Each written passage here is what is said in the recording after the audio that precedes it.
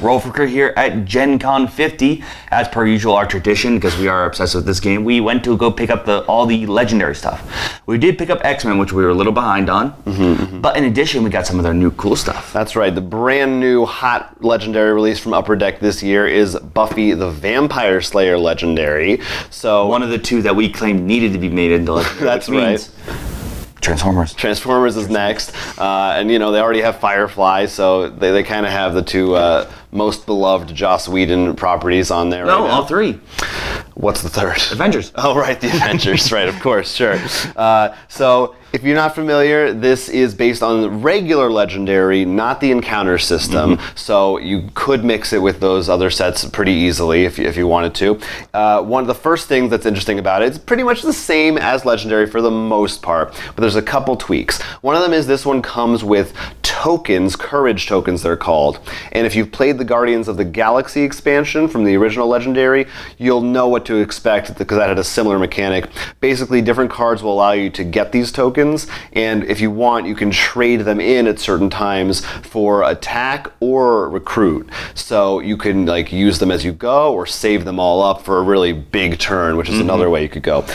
Yeah? Anything? No? Okay. No. I was waiting for you to go to the mat. I will. So here's the mat. Oh, it's upside down. Oh.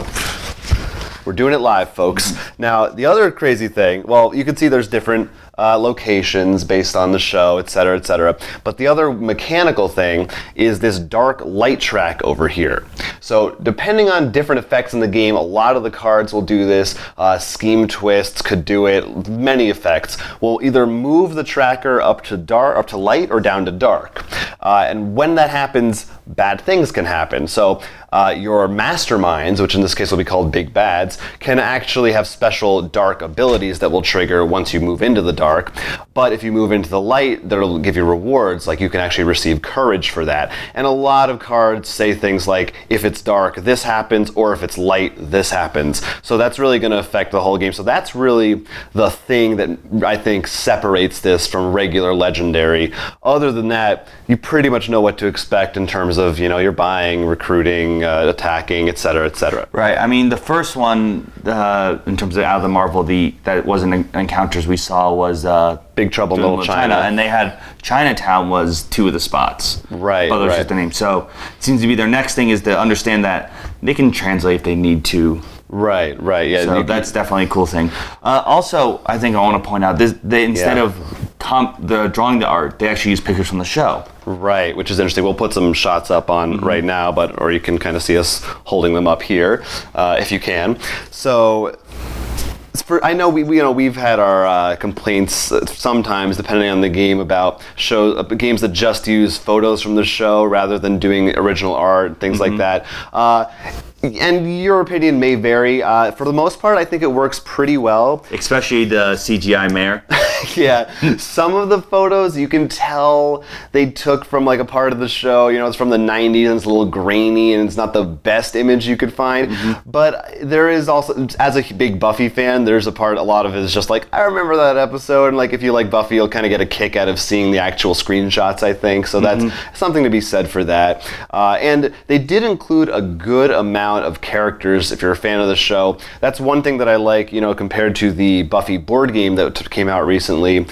There's not a lot of room for, you know, you're playing as the core cast. With Legendary, they can kind of go a little weirder, and they definitely do. They give you some strange ones. Buffy Bot. You can play as the Buffy Bot. You can play as Jenny Calendar, who's from the early seasons of the show, as well as pretty much everyone else, even the first Slayer, who's from like one particular episode of the show.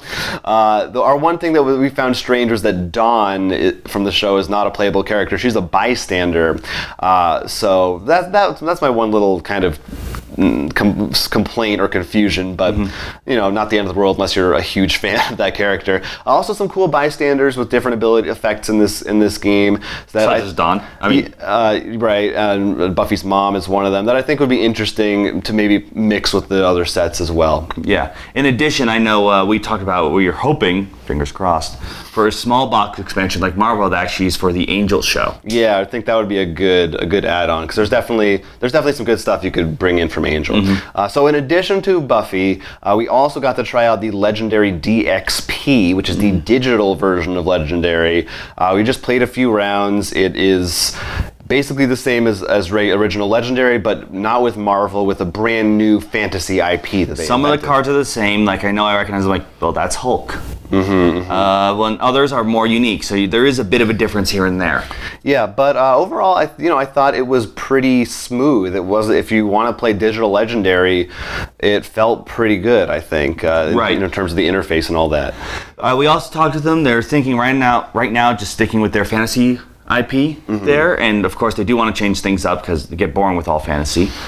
If there's a big enough fan base, maybe some of their physical IP may go into the digital and vice versa. Yeah, so that would be really interesting to see if there's demand for that. And that I know is going to come to, I think it's on iOS or just iPad now, and then later it's going to come out to Android. So you'll have to stay tuned for that if you're one of those people like us. But it seemed to have a lot of cool modes, including solo modes, even kind of a tournament mode where you can actually try to kind of win like in-game currency.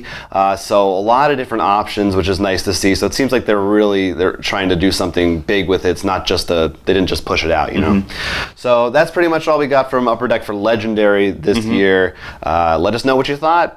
And how they should bring Transformers next. Thanks for watching. For more Gen Con coverage, make sure you like and subscribe to this channel and follow us on Twitter and Instagram at Roll4Crit. And to keep up to date, you can check out roll4crit.com/GenCon 2017 in order to get the latest, greatest news on Gen Con from Roll4Crit.